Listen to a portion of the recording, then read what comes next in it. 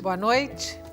O Opinião Pernambuco começa agora com duas perguntas para você. A primeira vai parecer meio absurda.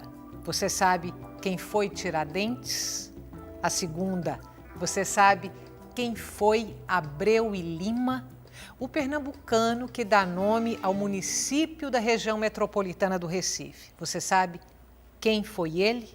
A figura histórica de Abreu e Lima é o tema de hoje do Opinião Pernambuco. Participa da nossa conversa, do nosso programa, o escritor e jornalista Paulo Santos de Oliveira, autor do livro O General das Massas, um livro sobre Abreu e Lima. O público, ou seja, você, também pode participar do programa com comentários e perguntas para o e-mail opiniãotvu@gmail.com, pelo telefone 3423-6836 e também pelo Twitter, @opiniãope. Paulo, boa noite. Boa noite. Muito obrigada por ter aceito o convite do Opinião Pernambuco para estar aqui hoje, depois do jogo da seleção brasileira. Olha só, quais foram os grandes feitos de Abreu e Lima e que justificaram, inclusive, a sua escolha de escrever um livro que resgata a importância histórica dele? Bom, eu acho que a gente pode olhar por dois aspectos. Primeiro, o personagem em si. Porque o meu livro é um romance, né? Não sou historiador, não se trata de um trabalho historiográfico. O meu livro é um romance e o personagem é um herói de capa-espada, né? É um sujeito que sai pelo mundo fazendo revoluções, atravessa inúmeros países, passa todo tipo de aventura. Aventura que você pode se imaginar. Uma aventura libertária que começa aqui em Pernambuco. Que começa aqui em Pernambuco. Ele começa com o pai dele, ele não participou. A história política dele começa na Revolução de 1817. O Abreu e Lima era José Inácio de Abreu e Lima, um jovem capitão de artilharia e brasileiro, patriota. Naquela época estava naquela efervescência, né, do sentimento patriótico contra Portugal. E ele se mete, ele é um capitão e se mete um oficial superior, esculhamba com os brasileiros na presença dele, e ele toma as dores e briga com o sujeito, briga com a guarnição que veio prendê-lo e é mandado preso para Salvador. Isso no final de 1816. Então ele está preso na prisão, lá em Salvador, quando estoura aqui a Revolução de 1817. Né? E o pai dele, que tinha o mesmo nome que ele, José Inácio de Abreu e Lima, só que tinha um Ribeiro no meio, cujo apelido era Padre Roma, tem uma rua lá em Casa Forte, chama Rua Padre Roma, é enviado como uma espécie, quer dizer, Pernambuco, né, em 1817, fica independente, a Paraíba e Rio Grande do Norte aderem, Alagoas naquela época fazia parte de Pernambuco, e os baianos não chega a revolução. Havia um plano nacional em 1817 para que houvesse uma revolução em todo o país, né? Os três centros principais eram Recife, Salvador e Rio de Janeiro. Só que os pernambucanos saíram na frente por questões diversas. Então, o pai do Abreu e Lima, que é o Padre Roma, vai como uma espécie de agente secreto enviado pelos pernambucanos, pelo governo pernambucano, para fazer contato com os patriotas da Bahia, para tentar se juntá-los. Só que ele é preso no momento que desembarca, e ele é preso um dia, julgado no outro, fuzilado no dia seguinte. É o primeiro mártir da Revolução de 1817. Às vistas do filho, Abreu e Lima. Abreu e Lima estava na prisão, o Zé Inácio Filho, o pai dele é jogado na cela, eles passam a noite juntos, e no outro dia ele é obrigado a assistir o fuzilamento do pai. Começa a história política dele aí. Né? E aí ele sai da prisão quando? Ele sai, isso foi em março. Ele foge da prisão em outubro, juntamente com um irmão que veio junto com o pai que foi preso, né, o irmão mais novo. Eles eram 4 irmãos e eles fogem da prisão, eles eram maçons, todos eram maçons naquela época, né? Todo esse pessoal fazia parte da maçonaria. A maçonaria era um grande partido político, não existiam partidos políticos como existe hoje, então o jogo político era feito de forma secreta através da maçonaria. E eles vão para os Estados Unidos, né, que era grande, os Estados Unidos era a república, era a meca, né, dos revolucionários latino-americanos, todos eram os Estados Unidos. Eles vão para lá e de lá ele vai para a Venezuela se engajar na tropa de Bolívar, de Simão Bolívar. Né? Aí é outra coisa interessante. Sim, mas sim, falando então da trajetória pessoal dele, continuando nisso. Então ele participa de todo o processo de libertação da América do Sul, ou de boa parte da América do Sul, acompanhando Bolívar de perto, como membro do Estado-Maior de Bolívar, se mete em todo tipo de aventuras. Novíssimo ainda, acho Novinho. Que na casa dos 20 e poucos anos. 20 e poucos anos. Ele fica dos 23 ele passa 13 anos, aí chega lá com 22, sai lá com 35. Mais ou menos. Acompanha todo esse processo até a morte de Bolívar, né? Namora com a sobrinha dele, escondido, proibido, namoro proibido. Até namoro proibido tem na história dele, luta de espada com um sujeito que falou mal dele por causa do namoro, ele vai lá e corta a cara cheia de espada. Quer dizer, é um herói de capa e espada. Volta para o Brasil, depois de participar de todo esse processo, né? Se mete novamente em um monte Ele é um ser extremamente polêmico. Agora, essa participação dele nas lutas de independência da Venezuela e da América Espanhola é que dão a ele uma dimensão de vulto histórico internacional, é isso? É a segunda parte que ele dizia. Quer dizer, como personagem, para um romancista, ele é um prato cheio, né? Quer dizer, conhecer a história dele, ler sobre todo esse processo, toda a longa trajetória dele de lutas, de enfrentamentos, né? De casos amorosos, é interessantíssimo. Mas aí vem o seguinte, todo esse processo se dá, é o tempo da criação, da libertação da América Latina, né? A América Latina como um todo. A América Latina se liberta de Espanha e Portugal num período que vai de 1810 a 1835, né? Aliás, desculpa, 1825. Nesses 15 anos, há todo um processo. E é exatamente o tempo que ele passa lá. Na verdade, ele passa de 1819 a 1830. Mas ele pega a parte principal. Quer dizer, conhecer a história dele também é conhecer um pouco da gênese da história latino-americana. Né? Conhecer o processo de formação da democracia, do sistema político que nós vemos hoje, que é um processo que não acabou. As manifestações de rua que estão no Brasil nesse momento agora demonstram isso. Nós não temos uma estrutura política ainda consolidada, né? Conhecer esse processo, conhecer essa trajetória é muito bom para a gente entender o que nós somos hoje, né? Agora, o que justifica, então, considerando aí toda a trajetória de Abreu e Lima, nessa luta de libertação da América Espanhola, a atuação dele muito perto de Simão Bolívar? Por que Abreu e Lima é uma figura histórica tão desconhecida dos brasileiros e especialmente dos pernambucanos? Ele era um recifense, ele nasceu no Recife. Eu acho que nós, no Brasil, de um modo geral, e em Pernambuco, de um modo extremamente exagerado, nós ignoramos o passado. Há um desconhecimento do passado aqui, que é uma coisa fantástica, né? Você citou aí na abertura, a sua pergunta foi interessante. Alguns personagens são conhecidos, Tiradentes, por questões políticas, a história dele é explorada. Outros personagens que são importantíssimos, que tiveram uma participação política muito mais contundente, muito mais importante, como o próprio Abreu e Lima, como Frei Caneca e outros pernambucanos, né? Que Tiradentes, com todo respeito aos mineiros, com todo respeito à figura de Tiradentes, que foi um mártir, mas politicamente ele não tem expressão, certo? Então, muitos outros brasileiros têm muito mais expressão, né? E a gente desconhece. Eu acho e por que esse desconhecimento? Porque esse apagão na memória, né? Esse apagão tem razões de natureza educacional, né, nosso sistema educacional, as deficiências do nosso ensino, né, deficiências culturais, e de outro lado, questões políticas. Porque os personagens, a história, a história não é uma coisa fixa, parada, a história é viva. Então, referir-se em determinado momento, os governantes, as pessoas interessadas, recuperam fatos históricos e colocam e apresentam da forma que querem esses fatos históricos. Por que a gente faz, por que o Brasil para no dia 21 de dezembro, de abril, dia do Tiradentes? Porque foi todo um processo político que leva a isso. Tiradentes, o dia 6 de março, que é o dia pernambucano, dia que começa a Revolução de 1817, né, já foi feriado nacional.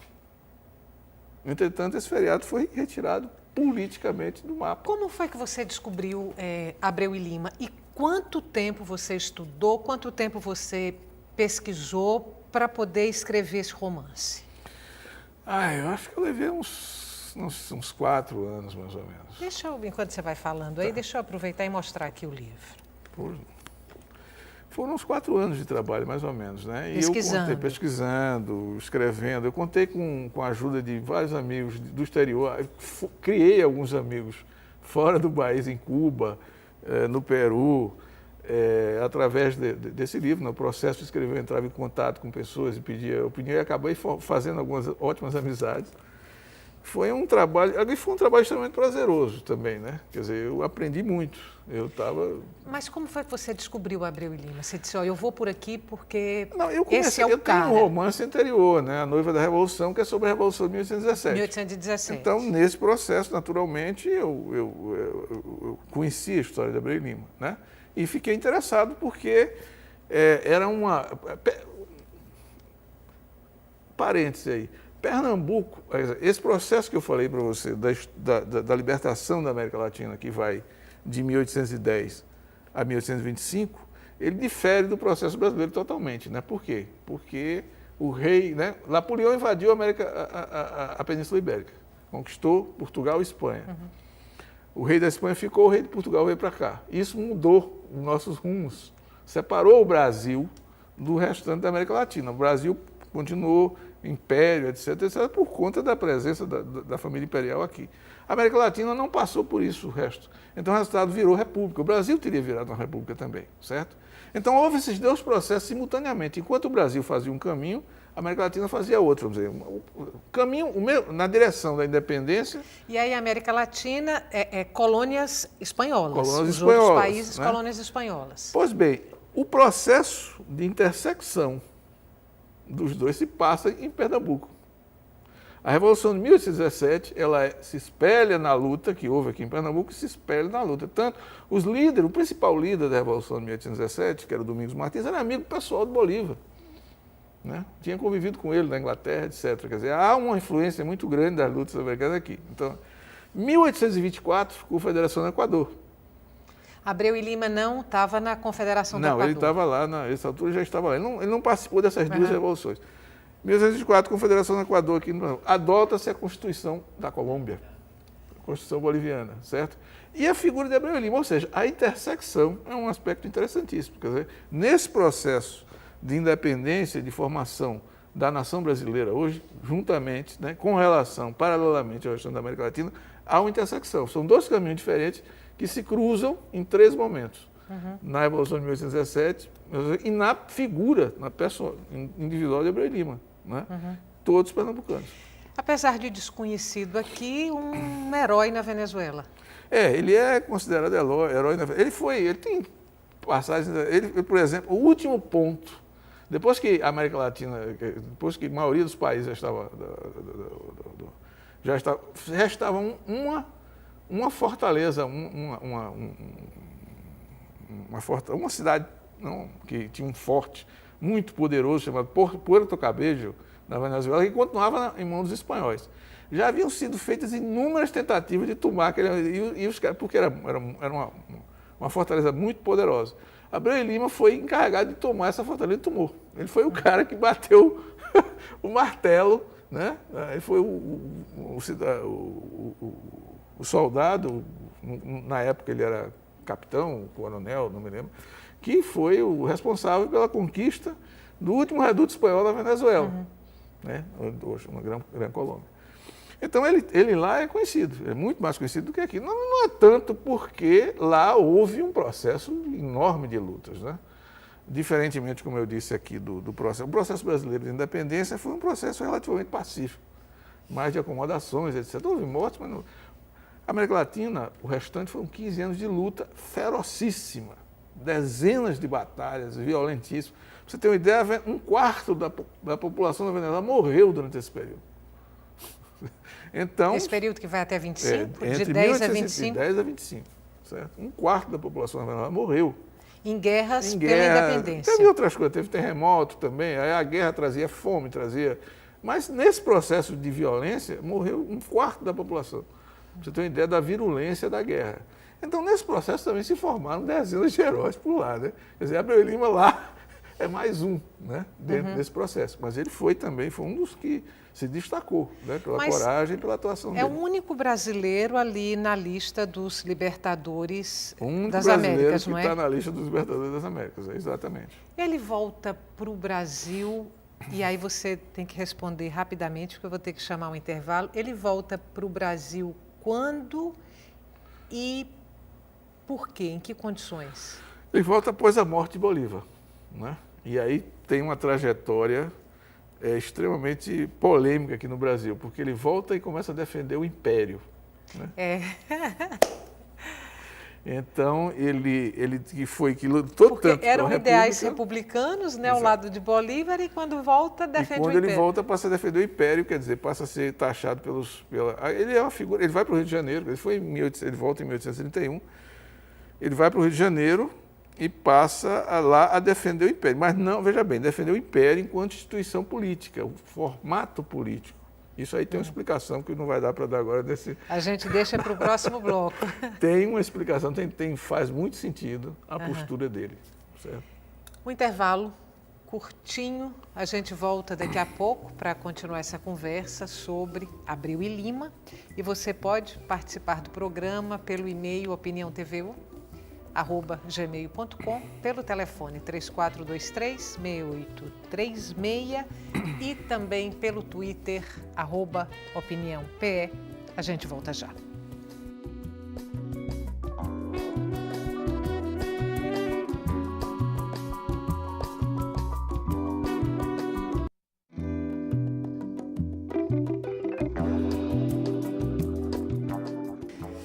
O Opinião Pernambuco está de volta discutindo a importância histórica do general Abreu e Lima. Participam do debate o escritor e jornalista Paulo Santos de Oliveira, autor do livro O General das Massas, sobre Abreu e Lima, e agora também o professor de História da FUNESO, José Hernani. Hernani, boa noite. Boa noite. Obrigada por ter vindo. Antes de você chegar, eu e Paulo, a gente estava conversando aqui, e Paulo desenhando um pouco o perfil de Abreu e Lima e falando um pouco sobre a importância histórica dele. E eu tinha feito uma pergunta no início do programa, tinha feito duas perguntas, se as pessoas sabiam quem tinha sido Tiradentes e se as pessoas sabiam quem tinha sido Abreu e Lima. Eu queria que você, como historiador, comparasse um pouco a importância histórica ou vulto político desses dois personagens da história brasileira. Tiradentes, que é conhecido por todo brasileiro, eu me arriscaria a dizer isso, e Abreu e Lima, que não é conhecido nem por nós pernambucanos. Eu entendo que Tiradentes, o grande herói nacional, né, na formação dos Estados nacionais, geralmente se busca construir um herói. Os Estados Unidos tem o Washington, não é? Uhum. Então, no caso do Brasil, foi exatamente com a proclamação da República que essa coisa se acentuou. Quem vai ser o grande herói nacional? Pedro I não pode porque acabou-se de botar a família real para fora. Pedro II estava exilado, não é isso? Então começaram a ver a busca de símbolos, a busca de heróis, a busca de, enfim, daquilo que seria o Estado Nacional, que, na minha opinião, só será consolidado na década de 30 do século XX. Uhum. Então, no fim, sobrou Tiradentes e Frei Caneca. E acabou ganhando Tiradentes. Afinal de contas, Frei Caneca tinha sido guerrilheiro, tinha vestido roupa de guerrilheiro, tinha uma história de umas filhas, não sei o quê. Então sai, não é? Na verdade, a Inconfidência Mineira, ela foi, alguém já disse isso, mais uma confidência. Não é? Ela não teve a grandeza da Revolução 17, não teve a grandeza 1824, aqui nem teve um projeto assim execuível. Então, aí lá vem coisa. Contra Abreu e Lima trombava, no meu entender, com uma instituição muito forte, na época que era a Igreja Católica. Quer dizer, as divergências dele acabou não tendo onde se enterrar por conta do bispo Cardoso Aires. Isso talvez tenha tirado muito dele. Mas ele não está no cemitério dos ingleses aqui, dos não? Ingleses. No cemitério dos ingleses, porque não foi possível, não foi permitido, não deram permissão a ele para que ele fosse enterrado em cemitério católico. Agora, qual foi o embate dele com a Igreja Católica? Porque ele era católico. Católico praticante. Isso já foi no final da vida. Você vê que é um personagem que ele arriscou a vida inteira, durante toda a vida dele, a integridade física dele, em prol de causas abstratas, a liberdade, a democracia, etc. E no final da vida, já velhinho aqui no Recife, ele tem um embate com a Igreja Católica, com o bispo Cardoso Aires, porque ele defendia, ele católico praticante, defendia o direito dos protestantes, ingleses no caso, né, que eram protestantes, de difundir a sua doutrina. Ele acreditava na liberdade religiosa. Então ele se arrisca, inclusive, ele arriscou a vida inteira a sua integridade física, e no fim da vida ele arrisca a sua alma, né, segundo ele acreditava, né, em prol da liberdade dos outros. Porque não era dele, ele podia ter ficado lá, né? Ele era católico, praticamente não. Ele vai e ele trava uma polêmica muito grande pela imprensa com os padres, e por conta disso, quando ele morre, proíbe de ser enterrado. Então ele está enterrado na Inglaterra, aqui na frente. Aqui em Santo Amaro, no cemitério dos ingleses. Está enterrado na Inglaterra, aqui ao lado. Entendeu? Porque não foi lhe permitido. Você vê a figura, o personagem, como ele é interessante, né? Como ele é. Agora, além dessa liberdade religiosa que ele defendia, quais eram as grandes causas de Abreu e Lima e também de Bolívar? Reforma agrária, o que mais? Bolívar, exatamente. Bolívar é um personagem, né? Quer dizer, Bolívar é um personagem, é outro. Aí realmente é um dos grandes. Eu fiquei, na medida que eu fui estudando, né, lendo e aprendendo sobre ele, eu fui ficando cada vez mais impressionado com a grandeza do personagem. Né? Ele é um dos sujeitos que está no... Se você pega o panteão da história, quem foram os grandes personagens da história? Você pega Alexandre o Grande, Júlio César, Napoleão, põe Bolívar lá, que ele está muito bem. Ele cai muito bem. Eu acho que é o maior americano que já existiu, né? Sem nenhuma dúvida. Né? Pelo que ele realizou e pelo que ele pretendia realizar, porque o que ele se propunha a fazer. Né? Quer dizer, ele é um sujeito das classes dominantes, rico, grande proprietário, que assume a luta pela independência.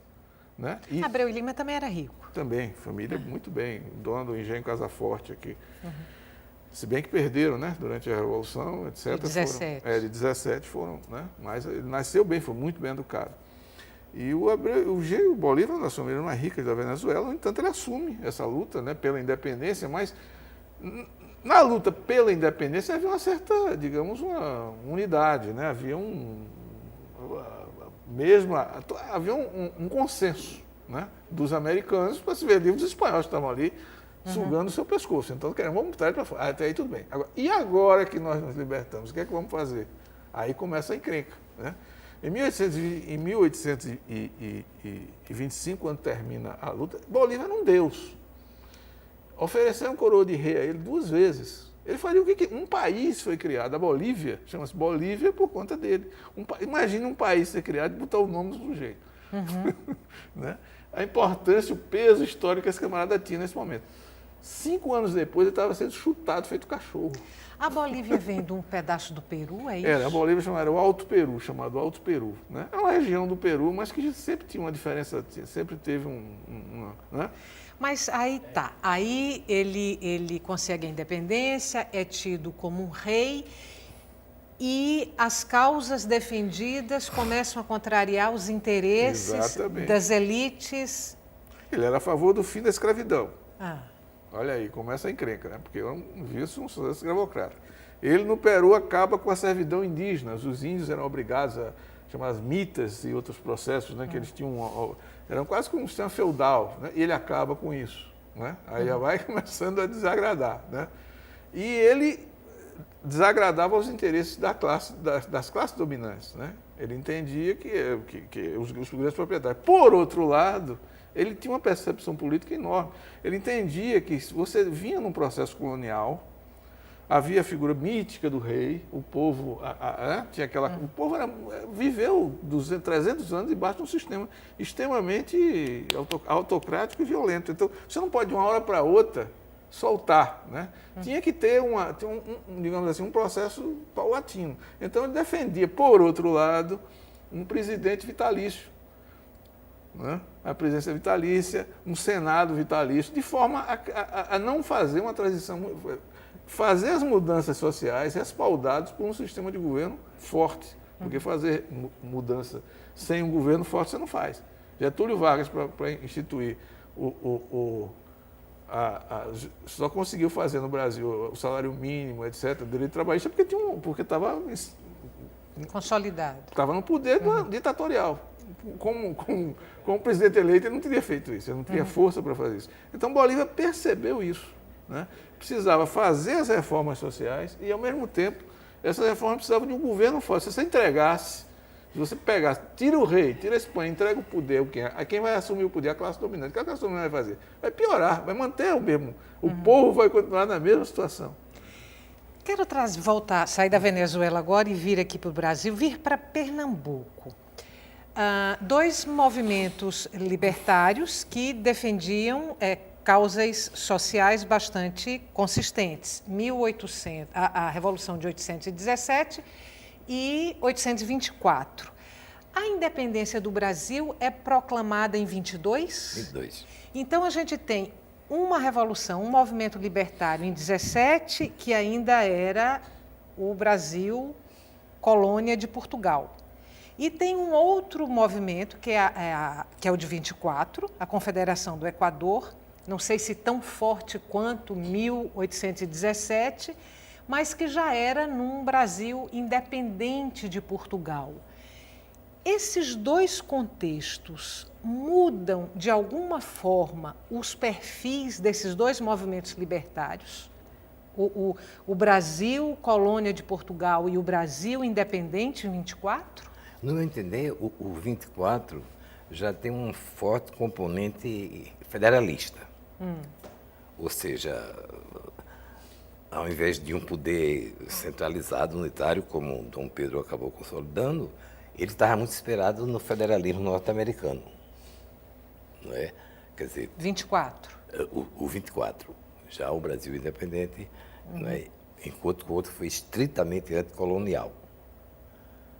Se a gente pegar esses três movimentos libertários, a Inconfidência Mineira, a Revolução Pernambucana de 1817 e a Confederação do Equador, também aqui em Pernambuco, em 1824. Do ponto de vista da história, qual desses movimentos, e a história vista como um instrumento político, o processo histórico como instrumento político, qual desses três movimentos libertários tem mais relevância? Na minha opinião, o 1817. Exatamente porque é uma revolução propriamente dita. Há um projeto, não é? Há um projeto visando independência, visando reformas, não é? Sociais, econômicas, etc. Eu acho que 17 é o mais forte. Segundo Oliveira Lima, se alguma revolução houve no Brasil, foi em 1817. A sua também, Exatamente. creio, porque você escreveu um livro, inclusive. Exatamente. E tem um comentário, tem um dos maiores historiadores brasileiros, Capistrano de Abreu, escreveu há 100 anos atrás. Ele escreveu um livro chamado Capítulos da História Colonial, que é importantíssimo. E nesse livro, ele simplesmente não cita a Inconfidência Mineira. Ele não passa por cima. Aí alguém perguntou ele, por que você não falou? Ele mandou uma carta para um amigo dele dizendo, olha, eu não cito porque isso não tem nenhuma importância. Certo? Ele chegou a dizer isso. Aliás, o Capistrano de Abreu, ele é extremamente atual. Por exemplo, ele propôs, no momento que estamos discutindo Constituinte, ele propôs uma Constituição para o Brasil naquela época. Tinha 2 artigos. Ele dizia assim, artigo 1º, todo brasileiro deve ter vergonha na cara. Artigo 2º, revoga-se as disposições em contrário. Então, o projeto dele era muito pertinente, né? Eu acho bastante aplicável.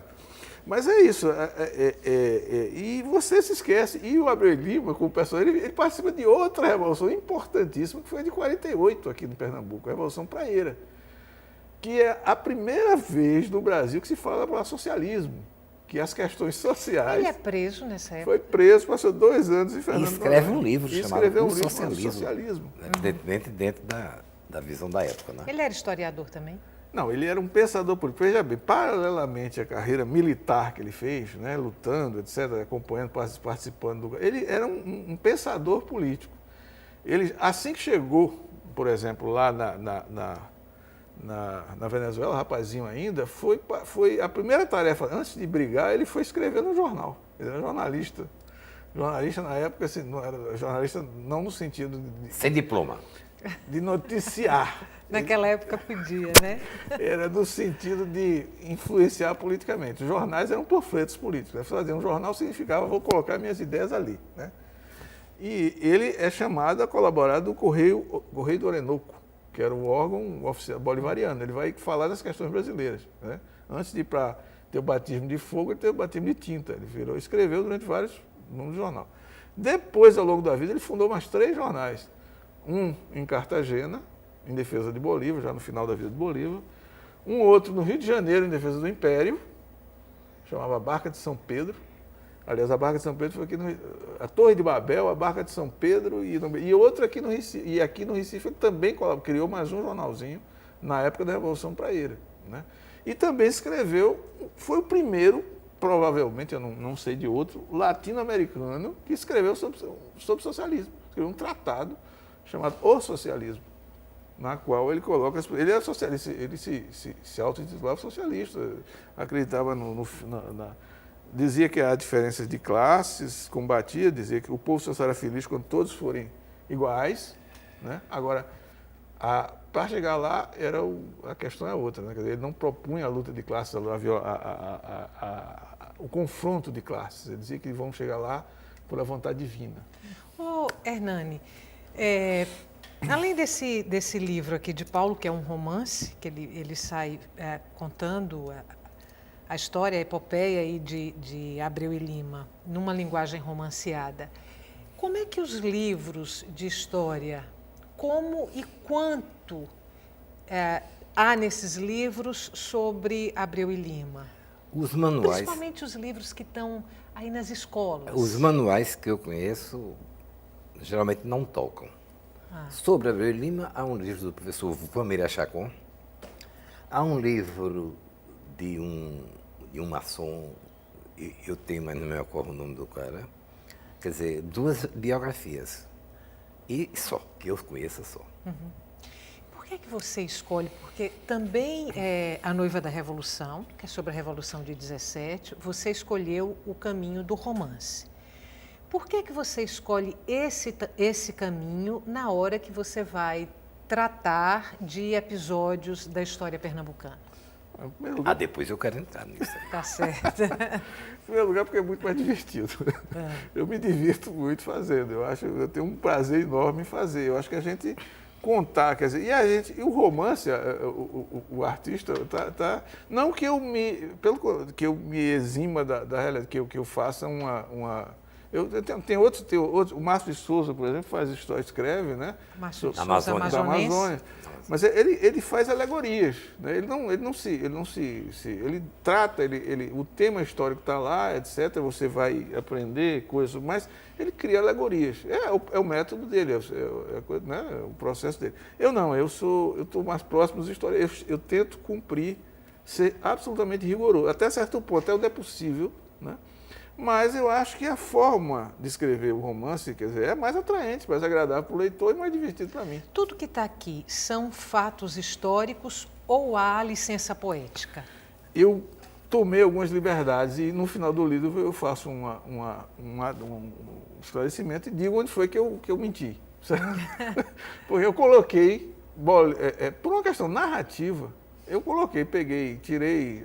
Abreu e Lima estava em determinado, mas são poucas coisas. Abreu e Lima estava num local e eu coloquei ele em outro. Eu coloquei ele em situações em que ele não estava, que eu sabia que ele não estava.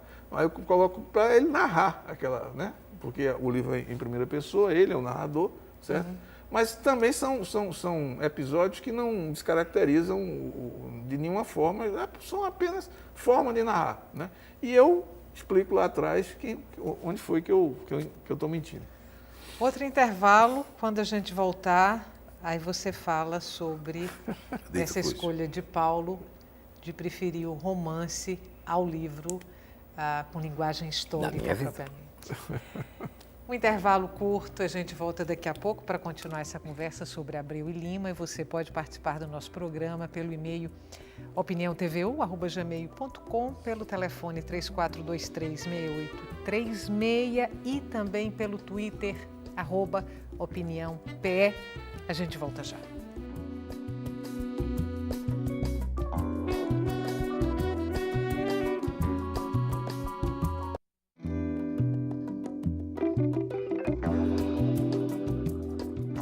Estamos de volta com o Opinião Pernambuco e o tema de hoje do nosso programa é a figura histórica, a importância da figura de Abreu e Lima. História em linguagem romanceada, Hernani. Eu queria fazer uns comentários bibliográficos sobre bibliografia, né? Há uma ligação muito grande entre literatura, propriamente dita, e história, no meu entender. Muitos historiadores ficam com raiva quando os jornalistas, sobretudo os jornalistas, você se recorda desses comentários lá naquele curso, quando os jornalistas começam, feito Fernando Moraes, Caldeira e outros mais, começam a entrar na seara, né? Na minha opinião, é que boa parte dos historiadores escrevem para os seus pares. Então, fecha muito a coisa do grande público. E Paulo, na minha opinião, ele consegue, na Noiva da Revolução, esse eu não vi ainda, mas ele consegue uma fidelidade ao fato histórico, tanto é que a Noiva da Revolução tem o aval, inclusive o prefácio de Denis Bernardes, que morreu no ano passado, né? Denis Bernardes, que era uma pessoa seríssima, pesquisador do mais alto nível, e que aceitou autografar, quer dizer, prefaciar esse livro, coisa, quer dizer, eu acho que é coisa tipo, Paulo disse que não é historiador, mas está ficando, não é? Está ficando historiador, está se definindo como historiador. Então, é muito bom, porque abre o leque para o público, que não conhecia, por exemplo, Abreu e Lima, e agora vai conhecer com mais detalhes. Quando você escreve, te preocupa mais o fato histórico ou questões estilísticas do romance, por exemplo, ou não? Essas coisas, elas convivem em harmonia? Isso é um problema terrível, porque você escrever, quer dizer, você ter liberdade para escrever, escrever é terrível em termos, né? Vou botar umas aspas aí nesse terrível.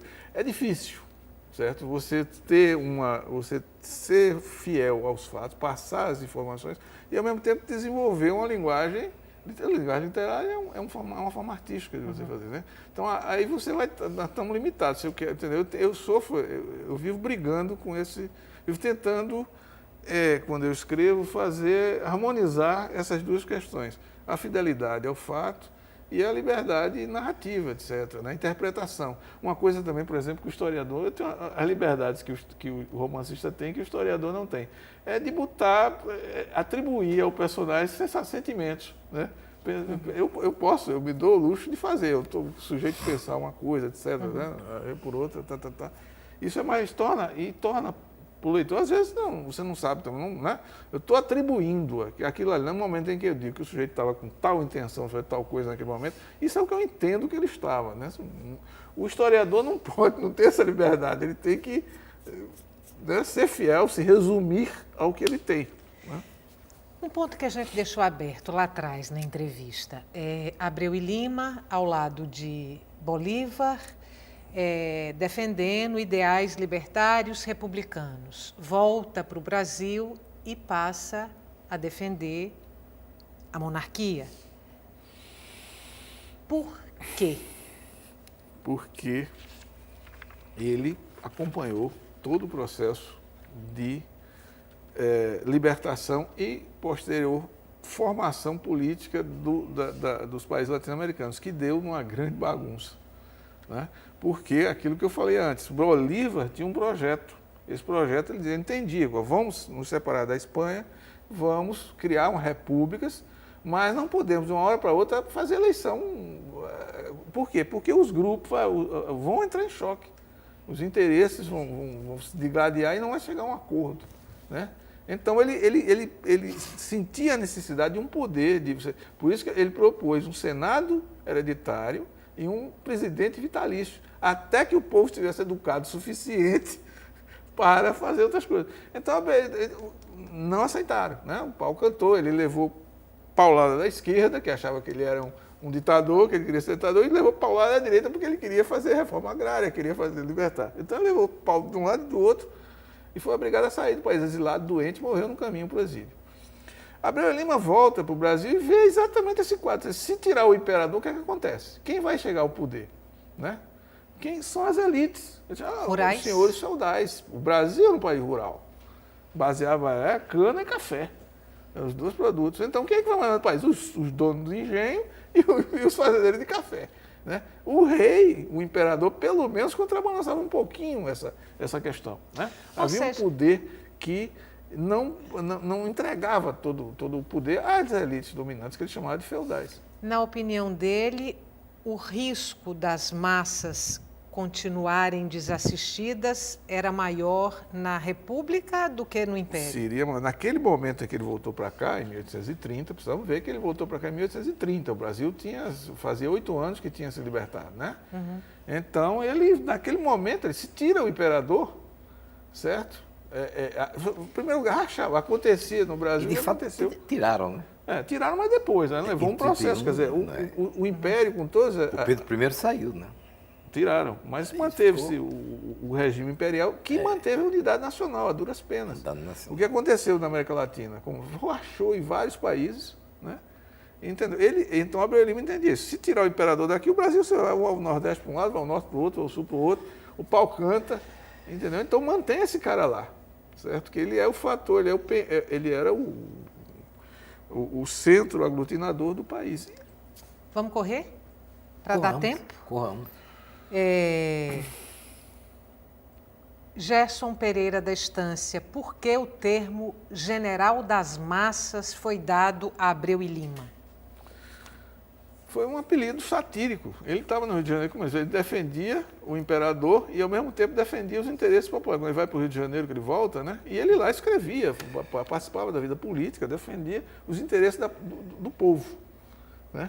E aí o pessoal... fizeram uma peça de teatro satirizando o personagem com esse nome, o General das Massas. Entendeu? Ele foi um apelido dado a ele, né? Como deram o apelido a Miguel Reis aqui de Zé Ninguém, né? Uhum. E ele assumiu o apelido, né? Então, lá no Rio de Janeiro, ele foi chamado porque é o general que está ao lado do povo, né? Então, foi um apelido satírico e ele assumiu esse apelido. Ele escreveu, eu sou do povo mesmo e tal, estou ao lado do povo, fez um... Hernani, Luiz Manuel, de Campo Grande. Eu soube que Abreu e Lima era socialista. O que o senhor pode falar sobre essa questão? Isso é da década de 40 do século XIX. Então, o socialismo que existe é o que genericamente a gente chama de socialismo utópico. Quer dizer, o chamado socialismo científico de Marx estava começando a aparecer. Não é? Quer dizer, então, se você pegar o livro O Socialismo, de Abreu e Lima, é um livro deísta, é Deus que vai resolver, enfim. Quer dizer, dentro das limitações da época, já é admirável que alguém utilize esse tema. Mas se alguém tiver acesso ao livro, na esperança de encontrar coisas como luta armada, luta de classe, não está lá, nem poderia estar naquele momento histórico. Tem referências a Abreu e Lima lá no cemitério dos ingleses? Tem, sim. Tem? Um túmulo Na entrada. Quem vai lá, sai de lá com alguma informação sobre quem foi ele? Apenas o nome do bispo, que não deixou enterrar. Tem uma Só. referência lá no túmulo. Não Há lembro uma exatamente, lei, né? houve uma lei em 1946 para botá-lo para Santa Amaro. Infelizmente, na minha opinião, nunca botaram. Eu acho que não deve botar, não. Tem de ficar um documento da intransigência religiosa, sobretudo, não é? Através da época. A família também não concorda. Os descendentes dele também não deixa lá. estão de acordo. Estevão do Córrego da Gamileira, vocês não acham que falta maior divulgação da história dos mártires de Pernambuco nas escolas? Acho, sim. Eu acho que a gente tem um verdadeiro apagão. Né? Falamos aqui em Tiradentes, falamos em Minas, quão importante, eu já falei isso aqui na outra, vou repetir aqui para quem não ouviu. Pense na importância da Inconfidência Mineira para os mineiros, em termos de autoestima da população, de formação política, de projeção política do Estado para fora, né? Você tem, né? E nós em Pernambuco temos uma história que é muito mais rica, sem ufanismo, sem oba-oba, aquela história de Pernambuco é o maior, etc. Mas nós temos, é fato, né? E essa história, quem foi Abreu Lima? Quem foi Cruz Cabugá? Estamos aqui na Cruz Cabugá, o primeiro embaixador do Brasil, fora, tem N personagens, é tanto até que daria até trabalho para recuperar, porque são muitos. Né? Muitos. Mas tem alguns que merecem, Frei Caneca, Abreu e Lima e outros que têm mais relevo, assim, pelo menos esses deveriam ser mais conhecidos. Você não vai na Bahia perguntar quem é Maria Quitéria, todo mundo sabe. Se for no Rio Grande do Sul perguntar quem é Bento Gonçalves, todo mundo sabe. Mas aqui você, pernambucano, quem foi Gervásio Pires? Aí o nome de rua.